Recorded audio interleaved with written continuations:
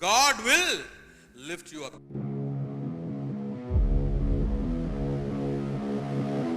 When we go into a situation, we immediately look up to people who will help us.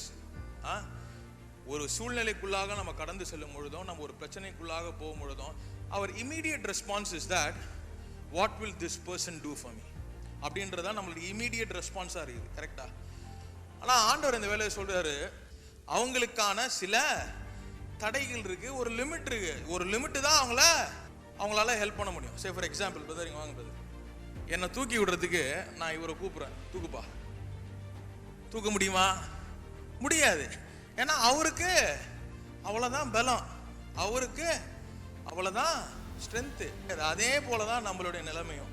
நம்மளுக்கு சுத்தி இருக்கிற பிரச்சனைகளுக்கு மத்தியில நம்ம உள்ள போகும்போது நம்ம யாரை எதிர்பார்த்து நம்ம கையை உயர்த்துறோம் அப்படின்றது ரொம்ப ரொம்ப ரொம்ப அவசியம். Because the people you trust will not be able to deliver you completely. It is only the Lord that He can deliver you and take you to the place where you are destined to be. Even today, God has got a beautiful verse, beautiful passage for us. Amen. இன்றைக்கு ஆண்டவர் நமக்கு தெளிவா பேசுவார் நான் விசுவாசிக்கிறேன். அதனால நம்ம காதுகள் எல்லாம் ஆண்டவர் கேட்க முடியாது, ஆண்டவர் பேச முடியாது, நம்ம காதுகளை திறந்து கொடுவோம். It is not because of who I am, but because of who He is. Amen. Today God is saying He will lift you up. நல்லா கரங்களை வைத்து சொல்லுவோமா? God will lift you up no matter whatever situation you are going through. எந்த சூழ்நிலைகளை போய் கொண்டிருந்தாலும் சரி, கைகளை உயர்த்தும் பொழுது ஆண்டவர் உங்களுக்கு கை கொடுக்கிறார். ஆமென். விசுவாசிக்கிறீங்களா? பிரதர், கடன்ல மூழ்கி இருக்கிறேன் பிரதர், நிறைய வியாதியில மூழ்கி இருக்கிறேன், மாறி மாறி அடி இல்லை அப்படின்னு, drowning in my debts. No matter how deep you have gone, I firmly believe when you lift your hands up to the heavens, God will lift you up. Amen. நல்லா கரங்களை உயர்த்தி ஒரு ஆமென் சொல்வோமா? ஆனா இந்த காலை வேளையில I am sure you come with a lot of expectations. நிறைய பேர் நிறைய எதிர்பார்ப்போடு வந்திருப்பீங்க. நிறைய கேள்விக்கு பதில் எதிர்பார்த்து நீங்க வந்திருக்கலாம். நான் விசுவாசிக்கிறேன், நான் நம்புறேன், நிறைய சூழ்நிலைக்குள்ளாக நீங்க தள்ளப்பட்டு மீள முடியாத நிலைமையிலும் நீங்க இங்க வந்திருக்கலாம். People who are watching us online, இது மாதிரி என் வாழ்க்கையில நடந்து கொண்டு இருக்கிறவர், என்னை தேற்ற யாருமே இல்லை, என்னை விசாரிக்கிறவர் யாரும் இல்லைன்னு நீங்க நம்பிக்கொண்டு இருக்கலாம். ஆனா நான் விசுவாசிக்கிறேன், இந்த நேரத்துல நீங்க கரங்களை ஆண்டவர் இடத்துல உயர்த்தும் பொழுது ஆண்டவர் உங்களை கை கொடுத்து தூக்குகிறார். நல்லா ஒரு ஆமீன் சொல்லுவோமா? கமான் சர்ச், நல்லா கரங்களை உயர்த்தி ஒரு ஆமீன் சொல்லுங்களேன். கரங்களை உயர்த்தி நீங்க ஆமீன் சொல்லும் பொழுது, கரங்களை உயர்த்தும் போது வேற யாரு மத்தியிலேயும் ஆண்டவர் உங்களை கரங்களை நீட்டாதபடி பார்த்துக் கொள்வார். விசுவாசிக்கிறீங்களா? கமான் சர்ச், நல்ல ஒரு ஆமீன் சொல்லுவோம். ஹல்லேலூயா. அநேக நேரத்துல what happens is that when we go into a situation, we immediately look up to people who will help us. ஒரு சூழ்நிலைக்குள்ளாக நம்ம கடந்து செல்லும் பொழுதும், நம்ம ஒரு பிரச்சனைக்குள்ளாக போகும் பொழுதும், our immediate response is that what will this person do for me? What will this brother do for me? What will my relative do for me? என்னோட சுற்றார்கள் என்ன பண்ணுவாங்க? உங்க நண்பர்கள் என்ன பண்ணுவாங்க? நம்ம கூடயே நம்ம நம்பி இருக்கிறோமே, அவங்க நம்மளுக்கு என்ன பண்ணுவாங்க அப்படின்றதா நம்மளுக்கு இமீடியட் ரெஸ்பான்ஸா இருக்குது. கரெக்டா? ஆனா ஆண்டவர் இந்த வேலையை சொல்றாரு, அவங்கள குறை சொல்லி ஒரு பிரயோஜனமும் கிடையாது. There is no point in blaming the people you trust, because the people you trust have limitations. அவங்களுக்கான சில தடைகள் இருக்கு, ஒரு லிமிட் இருக்கு. ஒரு லிமிட் தான் அவங்களால ஹெல்ப் பண்ண முடியும். சே ஃபார் எக்ஸாம்பிள், பிரதர் இங்க வாங்க பிரதர், இப்போ நான் இங்க உட்காந்துருக்கிறேன், சரியா? என்னை தூக்கி விடுறதுக்கு நான் இவரை கூப்பிடுறேன், தூக்குப்பா. தூக்க முடியுமா? முடியாது. ஏன்னா அவருக்கு அவ்வளவுதான் பலம், அவருக்கு அவ்வளவுதான் ஸ்ட்ரென்த். என்ன தூக்குற அளவுக்கு அவருக்கு ஸ்ட்ரென்த் கிடையாது. என்ன தூக்கணும்னா பிரதர் ஜெர்மையா வரலாம், இல்லைன்னா பிரதர் சித்தார்த்தம் தான் என்ன ஓரளவுக்கு தூக்க முடியும். தம்பியால என்ன தூக்க முடியாது. அதே போலதான் நம்மளுடைய நிலைமையும். Many times when you go into this deep sea, இந்த துன்பம், இந்த நம்மளுக்கு சுத்தி இருக்கிற பிரச்சனைகளுக்கு மத்தியில நம்ம உள்ள போகும்போது நம்ம யாரை எதிர்பார்த்து நம்ம கையை உயர்த்துறோம் அப்படின்றது ரொம்ப ரொம்ப ரொம்ப அவசியம். It is very important whom we ask help, because the people you trust will not be able to deliver you completely. It is only the Lord that He can deliver you and take you to the place where you are destined to be. நல்ல ஒரு ஆமென் சொல்லுவோமா? நல்ல சத்தமா சொல்லுங்களேன். இந்த message குறித்து நான் படிச்சு கொண்டு இருக்கும்போது ஆண்டவர் என் கூட பேசினார். ஒரு சம்பவத்தை எனக்கு ஞாபகப்படுத்தினார். God just reminded me about an incident that happened in my life. Back in I think I was working, if I'm not wrong. We went to a trip. Office வழியா நான் ஒரு ட்ரிப்புக்கு போயிருந்தேன் கேரளாவுக்கு. So when I came back I felt sick. அந்த மாதிரி ஒரு sickness எனக்கு வந்ததே கிடையாது. ஃபீவர், ஆக்சுவலாக ஃபீவர் தான் ரொம்ப பயங்கரமான சிக்னஸ்ன்னு நினைக்க போறீங்க. அந்த மாதிரி ஒரு ஃபீவர் வந்து எனக்கு வந்ததே கிடையாது. It hit me heart. Okay, ஒரு 103 104 தொடர்ந்து இருந்துச்சு. அப்போ வந்து எங்கள் அப்பாவும் நானும் வந்து என்ன பண்ணுறோம், ஒரு டாக்டர் கிட்ட போகிறோம் இங்கே பக்கத்தில். அப்போ அந்த டாக்டர் கிட்ட I was waiting for my turn. நான் உட்காந்துருக்கும் போது அந்த டாக்டர் ஓகே வாங்க உள்ளே வாங்க அப்படின்னு சொல்கிறாரு. அவர் கொஞ்சம் வயசானவர் உட்காந்துருக்கிறாரு. உட்காந்து அவர் கிட்ட நான் போகும்போது என்ன பண்ணேன், நான் மயங்கி அவர் காலிலே விழுந்துட்டேன், ஆசீர்வாதம் வாங்குற மாதிரி. அவர் என்ன பண்ணிட்டாரு, பயந்துட்டாரு. இது ஏதோ மருந்து இருந்து குடிச்சிட்டு இங்க வந்து சூசைட் அட்டெம்ப்ட்டுக்கு வந்து விழுந்துட்டான் போல இருக்கு அப்படின்னு பயந்து, நீங்க உடனே தூக்கிட்டு போங்க, ஜஸ்ட் டேக் ஹிம் அவே, டேக் ஹிம் அவே. பயப்படுறாரு. எனக்கு இதெல்லாம் நடக்கிறது தெரியல, ஆனா இது எல்லாமே என் காதுல கேக்குது. அப்ப எங்க அப்பாட்ட சொல்றாரு, இவரை தூக்குங்க, இவர் தூக்குங்கன்றவரை எங்க அப்பா சொல்றாரு, டாக்டர் அவன் தூக்குற மாதிரியே டாக்டர் இருக்கான், இருங்க டாக்டர்ன்றாரு. ஸோ அது என் காதுல விழுது. ஸோ எதுக்கு இதை நான் சொல்ல வரேன்னா, யாரு தூக்கி விடணுமோ அவங்களாலதான் நம்மள தூக்கி விட முடியும். Today where do you have your trust with? யாரு மேல உங்க நம்பிக்கையை வைத்திருக்கிறீங்க? அது ரொம்ப அவசியம். Do you have your trust with on people, or உங்களை நம்பி இருக்கிறவங்களை சுற்றார் உறவினர்கள்ல உங்க நம்பிக்கை இருக்குதா, இல்ல ஆண்டவர் மேல உங்க நம்பிக்கை வைத்திருக்கிறீங்களா? இன்றைக்கு ஆண்டவர் இது குறித்து பேசி கொண்டிருக்கும் போது ஒரு வெரி வெரி ஃபெமிலியர் பேசேஜ் ஆண்டவர் எனக்கு கொடுத்தார். எல்லாருக்கும் தெரிஞ்சது, சின்ன வயசுல இருந்து we've been learning it from our childhood. Sunday ஸ்கூல்ல இருந்து நம்ம இதை கண்டிப்பா பார்த்திருக்கோம். இது கதை தெரியாதவங்க வாய்ப்பே கிடையாது.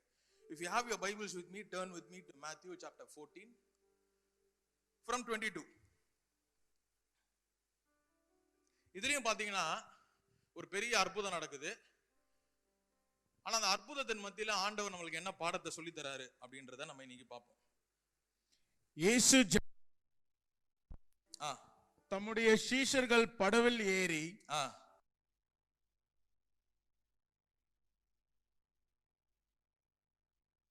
பின்பு தனித்து ஜெபம் பண்ண ஒரு மலையின் மேல் ஏறி சாயங்காலம் ஆன போது அங்கே தனிமையாயிருந்தார். அதற்குள்ளாக படகு நடுக்கடலிலே சேர்ந்து எதிர்காற்றாய் இருந்தபடியால் அலைகளினால் அலைவுபட்டது. இங்க சில விஷயத்துல நீங்க நோட் பண்ணுங்க. எதிர்காற்றாய் இருந்தபடியாய் படகுகள் அசைந்தது. They were caught in a storm. Okay, we will take a pause here. So we all know this passage. What happens? Christ asked the disciple to step into the water. ஒரு boat எடுத்து நீங்க அந்த கரைக்கு போங்கப்பான்னு சொல்றாரு. அப்போ வந்து ஒரு புயல் அடிக்குது.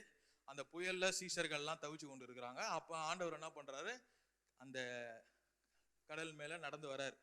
நடந்து வரும்போது இவங்க பார்த்து அதை பயப்படுறாங்க.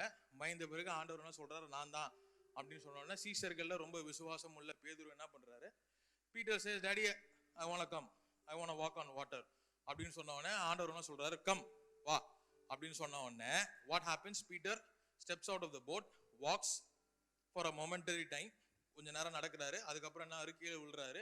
அப்ப ஐயோன்னு கத்தும் போது ஆண்டவர் வந்து தூக்குறாரு. இதுதான் கதை. இது எல்லாருக்கும் தெரியும். இந்த கதையில, இந்த பேசேஜ்ல God clearly spoke to me about fear. கரங்களை வைத்து சொல்லுங்களேன், fear, பயம். எல்லாருக்கும் பயம் இருக்குங்க. Everybody's got a phobia. Everybody's got fear. Some people fear about their life. Some people fear about their future. Some people fear about their sickness. Some people fear about very basic things like insects. அப்புறம் நாய்க்கு, பூனைக்கு, எல்லாத்துக்கும் பயம். எல்லாத்துக்கும் everybody's got their own fear. ஆமாவா இல்லையா? எல்லாருக்கும் ஒரு பயம் இருக்கு. ஆனா அந்த பயத்தின் நிமித்தம், because of this fear, what happens is that this fear will lead us into a lot of trouble. இந்த பயமானது நாமளே அறியாம, நம்ம வேணான்னு சொன்னா கூட தெரியாம நம்மள சில கஷ்டமான சூழ்நிலைக்குள்ளாக கொண்டு போய்விடும். So today God wants me to address about these fears. The first fear அப்படின்னு பாத்தீங்கன்னா, what happens when you fear? பயப்படும் போது என்ன ஆகுது? When you start fearing, it confuses you. பயப்படும் போது என்ன ஆகும்? உங்களை குழப்பத்துக்கு அது வழிவகுக்கும்.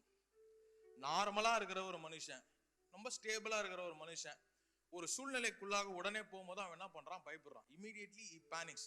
That is our first response. பில்டே அப்படிதான், கரெக்டா? ஃபர்ஸ்ட் ரெஸ்பான்ஸ் என்ன? Panic. As soon as he panics, what happens is that confusion starts to take over. What seems very easy in his life, எது அவனுக்கு பழக்கப்பட்டதோ, எது அவனுக்கு ரொம்ப ஈஸியோ, நம்ம வாழ்க்கையில உங்களை குறித்து ஆண்டவர் பேசுறாரு, நம்மள குறித்து தான் பேசுறாரு. நம்மளுக்கு எது பழக்கப்பட்டதோ, நம்மளுக்கு எது ரொம்ப ஈஸியோ, அதுவே என்ன ஆகும்? பெரிய பூதாகரமான ஒரு விஷயமா தெரியும். அதே தான் அந்த சீஷர்கள் வாழ்க்கையில அன்னைக்கு நடைபெற்றது. If you read that passage, Pastor, can you read that verse? படிங்க Pastor. And the boat was already a considerable distance from the land, buffeted by the waves because the wind was against it. அடுத்த வசனம். அவர் கடலின் மேல் நடக்கிறதை சீஷர்கள் கண்டு கலக்கமடைந்து ஆவேசம் என்று சொல்லி பயத்தினால் அலறினார்கள். என்னன்னு சொல்லி பயத்தினால் அலறினாங்களா? ஆவேசம். ஆவேசம்னா nothing, ghost நினைச்சீங்களா? இங்கிலீஷ் வெர்ஷன்ல it says when the disciples saw him walking on the lake, they were terrified.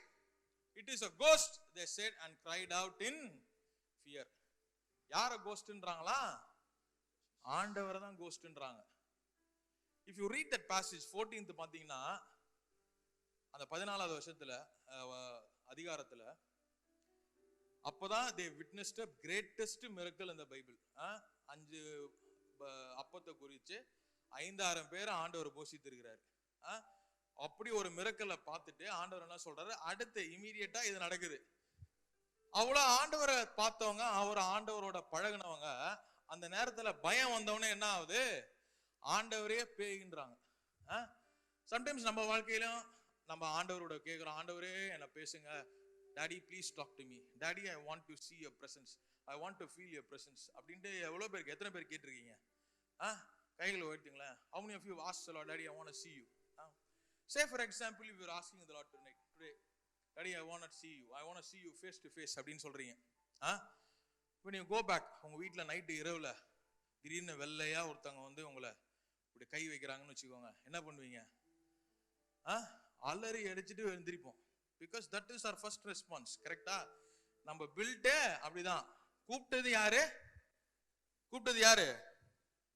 கூப்பிட்டது நம்ம தான்.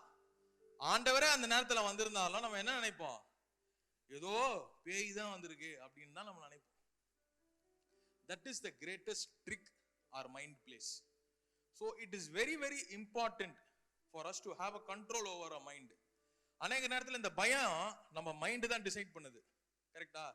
Researchers says there are about 30,000 different thoughts on a single day. ஒரு நாளைக்கு 30,000 different thoughts நம்ம யோசிக்கிறோமா? on an average per minute 31 different thoughts, 31 சிந்தனைகள் நம்மளுக்கு இருக்குது.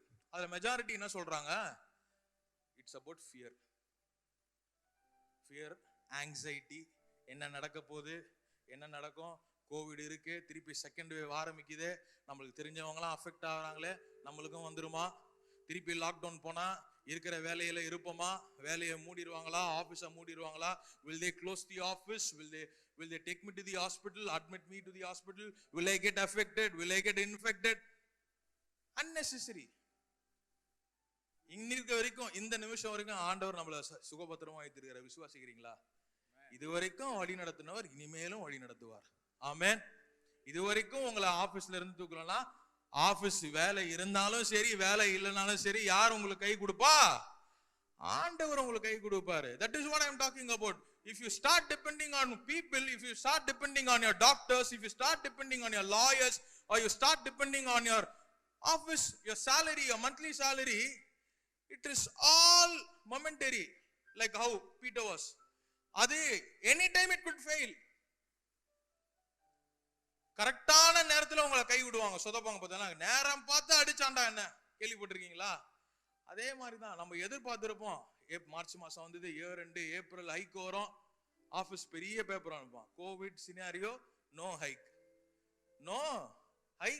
No bonus, we will reduce 2,000 rupees from your salary அப்படின்றாங்கன்னு வச்சுக்கோங்க. என்ன ஆகும்? we will be devastated. ஐயோ, அந்த salary நம்பி தானே நான் இருந்தேன். But God is asking you this question: are you dependent on the provision that the office lends, or are you dependent on the provision that God gives you? Amen. If you are dependent on the provision of this world, you are sure to fail. நம்ம கண்டிப்பா கீழே தள்ளப்படுவோம், அது நம்மளை தூக்காது. ஆனால் if we are dependent on the provision God gives, God will lift you up no matter whatever mess you are in. Amen. நல்ல ஒரு ஆமென் சொல்லுமா? கரங்களை தட்டின ஆண்டவருக்கு நல்லா தட்டுங்க. Hallelujah, hallelujah, hallelujah. So it is very very important for to us to have our mind at rest. அது ரொம்ப அவசியம். Because mind is a monkey ன்னு சொல்லுவாங்க, கேள்விப்பட்டிருக்கீங்களா? மனம் ஒரு குரங்கு, அது அங்கங்க தாவிட்டே இருக்கும், நிறைய நேரத்துல தேவையில்லாததுக்கு பயப்பட வைக்கும். அதனால it is very very important for us to have our mind at rest. இந்த பயத்தை விடுங்க. There is another important fear. இது எல்லாத்தோட இருக்கிற எல்லா ஃபோபியாஸோட என்ன பொறுத்த வரைக்கும் இந்த ஃபோபியா தான் இருக்கிறதுலே worst. பக்கத்துல பார்த்து சொல்லுங்களேன், இந்த ஃபோபியா தான் இருக்கிறதுலே worst. This phobia is called allodaxophobia. கேள்விப்பட்டிருக்கீங்களா பிரதர்? இது திடீர்னு ஏதோ வாய்க்கு வந்ததெல்லாம் நீங்க சொல்றீங்க அப்படின்னு நினைக்காதீங்க. ஜெனரல் டேர்ம்ல it is called social anxiety disorder. இன்னும் சிம்பிளிஃபை பண்ணி சொல்லணும்னா இது என்ன அர்த்தம் தெரியுமா? அதுக்கு மற்றவர்கள் என்ன நினைப்பார்கள் அப்படின்றதான் இருக்கிறதுலே பெரிய ஃபோபியா. இங்க இருக்கிற almost everybody including me, we are built in such a way that we are all day always dependent on other people's judgment.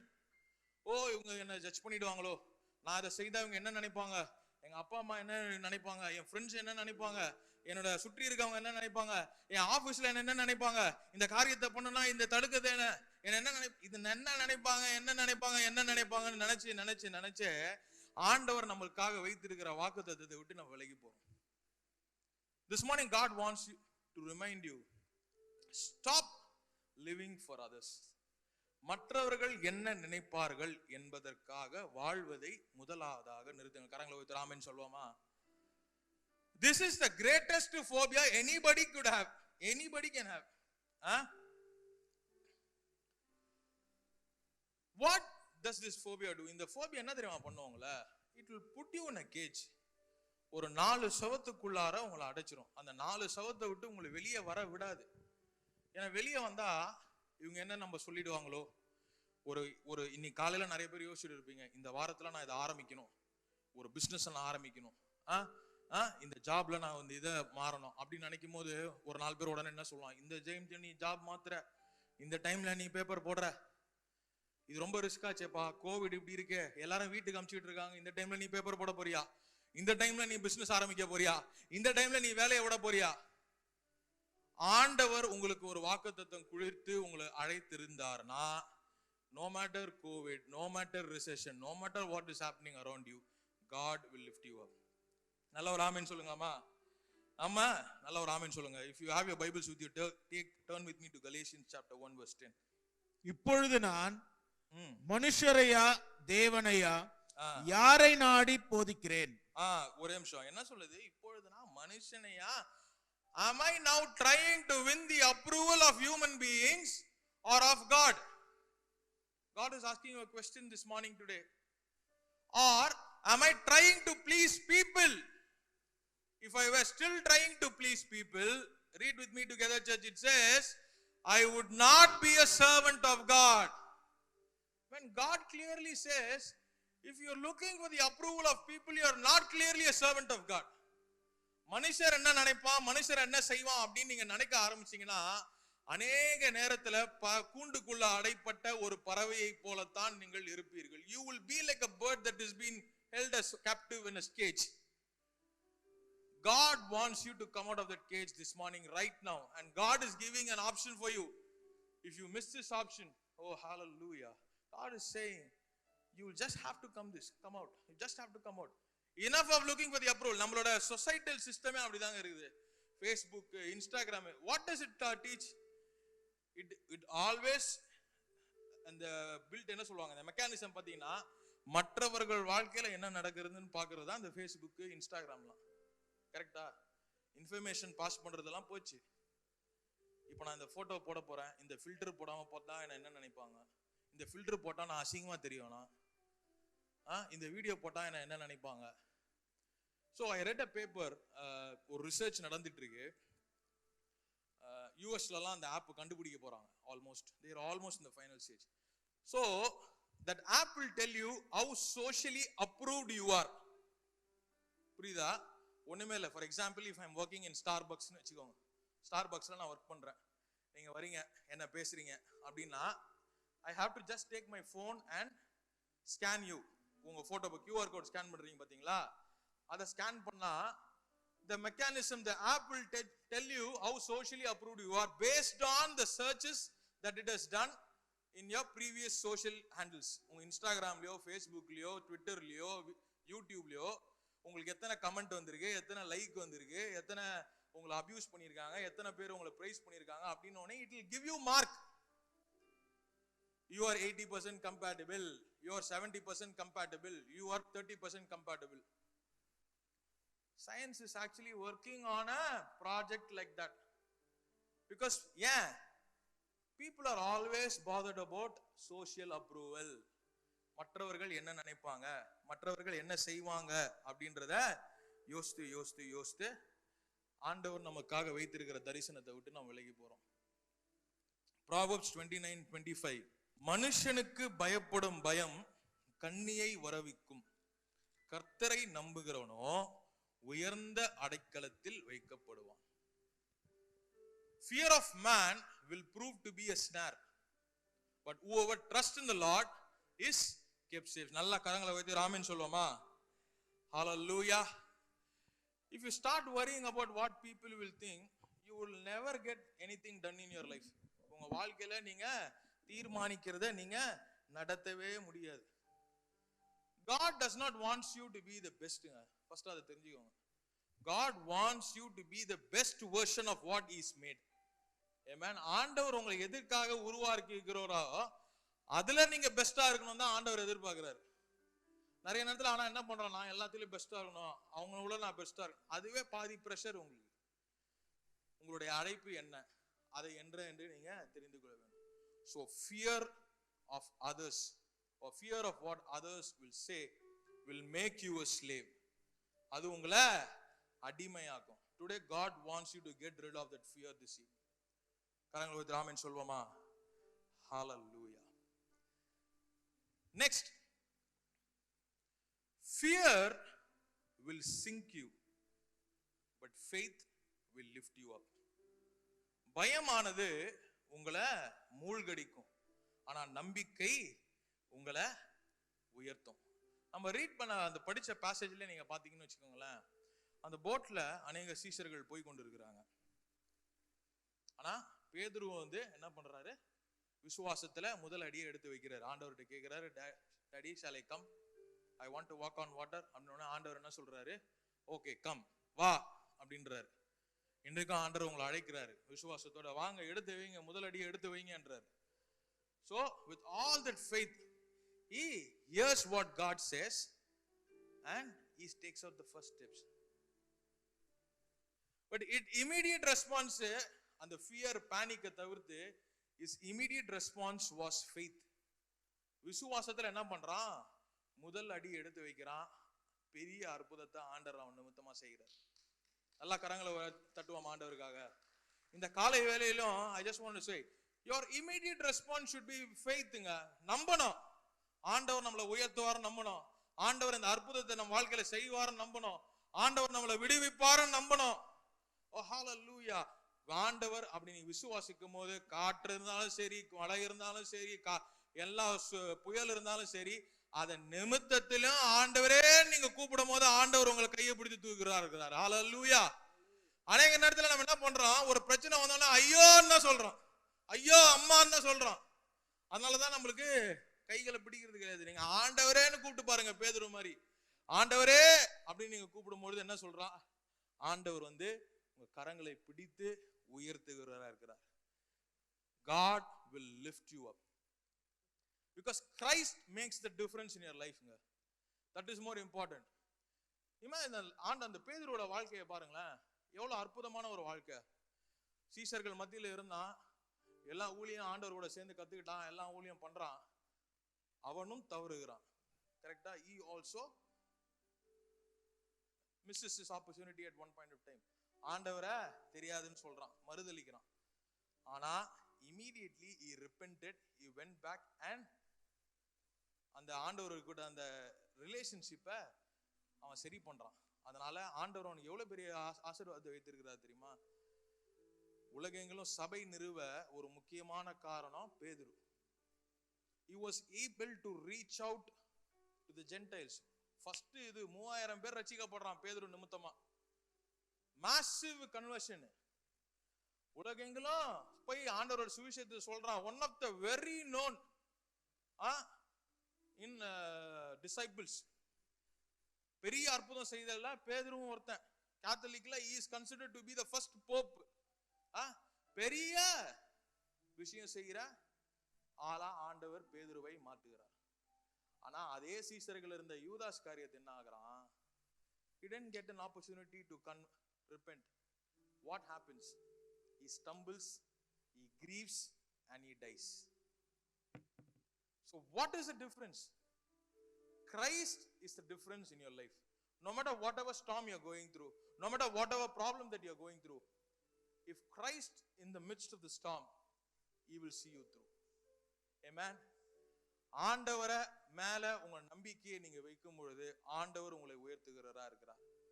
இந்த காலை வேளையில God wants to encourage you. எல்லா பயத்தையும் உடைச்சு போடுங்க.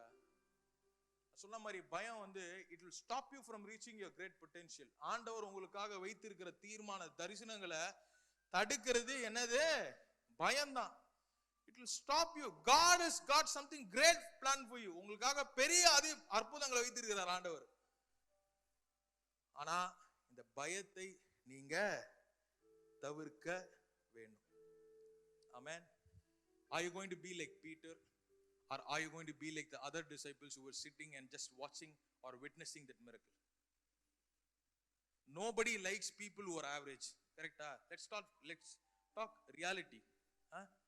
யாரும் ரொம்ப சாதாரணமான மனுஷங்களை விரும்புறது கிடையாது. வந்தோம் வாழ்ந்தோம் போனோம் சாப்பிட்டோம் போனோன்றது யாரும் பிடிக்கிறது கிடையாது. Everybody likes people who are successful. Everybody likes people who will be in a position to inspire others. மற்றவர்களை இன்ஸ்பயர் பண்ண, மோட்டிவேட் பண்ண, உயர்த்துகின்ற ஒரு பொசிஷன்ல இருக்கிறவங்கள தான் இந்த சொசைட்டியும் நம்ம ஆண்டவரும் அவர்களை உயர்த்துகிறார். You can just be ordinary citizen, ordinary believer. அதுல நான் எந்த தப்பும் சொல்லல. Good. You have a good average life, you live, போலாம். ஆனா if you want to do great things, you will have to step out in faith. If you want to do great things, you will have to risk it. If you want to do great things, you will have to take out fear from all the aspects of your life. எல்லா இடத்துல இருந்தும் பயத்தின் ஆவிய எடுத்து போடணும். Even if you're sitting here telling me எல்லாம் முடிஞ்சது brother, என் வாழ்க்கையில எல்லாம் முடிஞ்சிச்சு, I'm just old, I think I have to just go to my grave now, எல்லாம் முடிஞ்சது அவ்வளவுதான் அப்படின்ற ஒரு சூழ்நிலையில நீங்க இருக்கிறீங்களா? It doesn't matter, because God will lift you up from that mess. Amen. நல்ல ஒரு ஆமென் சொல்லலாமா? No matter what is happening in your life, no matter how bad your situation is, no matter how bad you messed up your life, doesn't matter. All God wants is your voice. சரி ஆண்டவரே அப்படின்னு இன்றைக்கு நீங்க கூட்டு பாருங்க, ஆண்டவர் உங்களுக்கு கை கொடுக்கிறவரா இருக்கிறார். God will come into your mess, God will come into your storm, and he will lift you up at the right moment.